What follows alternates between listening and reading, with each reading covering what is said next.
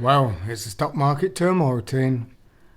Yes, it is, Norm. But you know what? We have lived through this before, haven't we? We have. There's been about three big ones, maybe four. And what we've seen in the past, which there's no guarantee it'll happen in the future, is the markets do bounce back and then go beyond that. We just want to say something, don't we, Tina?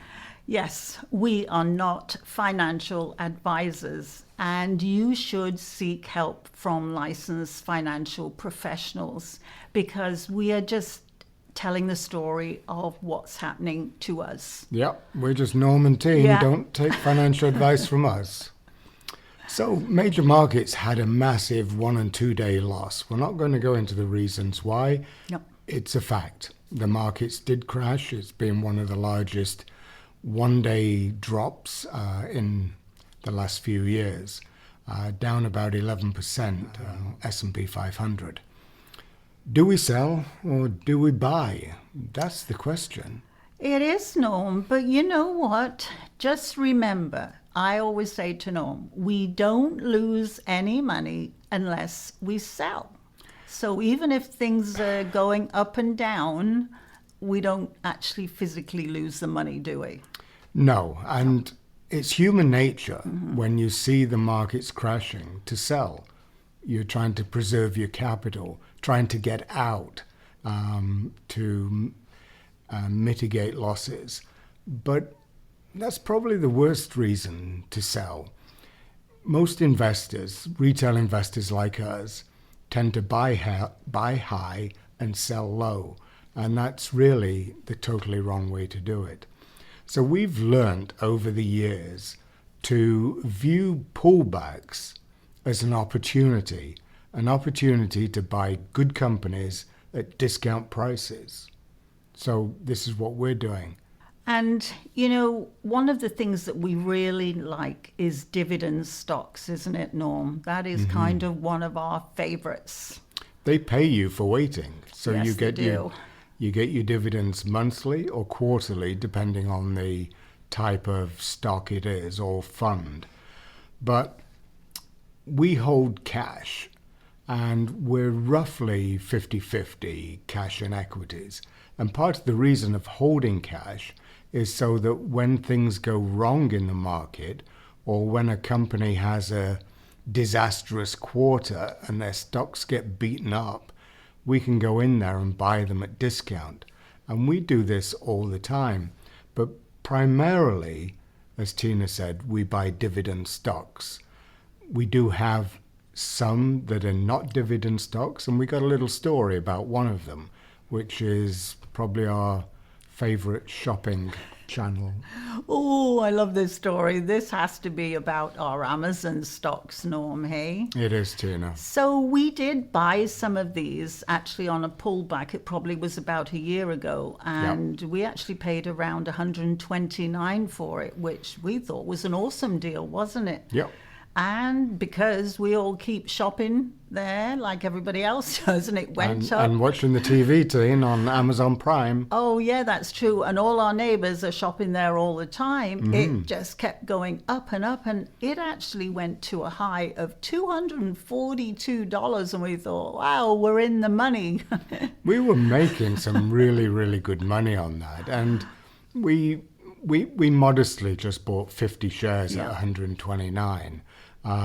Using our dividends that had accrued in the account. So the stocks were basically free for us. And then the thoughts were we would buy another 50 because we don't want to lump all our money in at one time because the price might come down again. Anyway, it just took off and never came down. So we never bought the additional 50 until the other day when we had the biggest 1 day drop in the S&P 500. And so we both went in and we bought a little bit more, 25 shares each of Amazon. And the nice thing about that is that in my RRSP, I use Questrade. They have stopped charging to buy stocks. I know, that's great, isn't it? So it's free. Yeah. a free trade in RRSP, and we hold them in our RRSP because we don't have to pay withholding tax on any dividends that we might get with US stocks. Amazon doesn't pay a dividend, so it really doesn't matter. We actually got them at a really good price, didn't we, Norm? Yeah. So even though we actually paid this time more than last time, we got them at about 175. It Yeah. still was a good deal. Now, having said that, the next day after we bought them, it went down to like 164, and we thought, oops. But then very quickly, within a day, it was back up, wasn't it? So Yeah. we still got a great deal. So we're Yeah. not trying to time the market, No. and we are not trying to say, let's buy it at the lowest possible price. You'll never be able to time the market. We have lives to lead. We make YouTube videos. We go to the walking track. So we don't spend every day in front of a computer looking at stock prices. We were happy to buy it at 175, and we can see that maybe in 2 or 3 years' time, it'll go back to 240, and we've made a good profit. But I think too, Norm, that's one of the reasons that we keep the cash where we have the dividend stocks. We keep the cash there, and it keeps accruing, doesn't it? It So does. that we're in a position that we do actually then have the cash. So when there is a pullback, we are ready to jump in and get them at a great price. So one of our strategies in buying stocks, and this has been ever since we started buying stocks, which was probably about 12 to 15 years ago, we buy and hold. We're not really timing the market, as we've said, and buying and selling, buying and selling. So our portfolio hasn't taken a beating. We haven't any losses because the majority of our stocks are 10 to 15 years old, and we bought them for a fraction of the price they are today. So they would have to go down at least 100%, like our bank stocks, for us to get into losses. So we buy and hold, and when we do go into the market, if we are looking to buy 100 or 200 shares or stocks, we tend to chop them up into, let's buy 20 at this price, see what happens tomorrow or the next week, and then we'll buy another 20. So it's a form of dollar cost averaging. And I think another thing too, which we were pleasantly surprised at when we were looking at your portfolio, hey Norm, was just how much gold has gone up. Yeah. Hey? We bought Kinross Gold stocks about 3 years ago, and they hadn't been doing anything. They were just languishing around, and we paid around $7 per stock for that. Well, now they've got to about $17 per It's stock. like huge increase, wasn't it? It really That is. was great to see.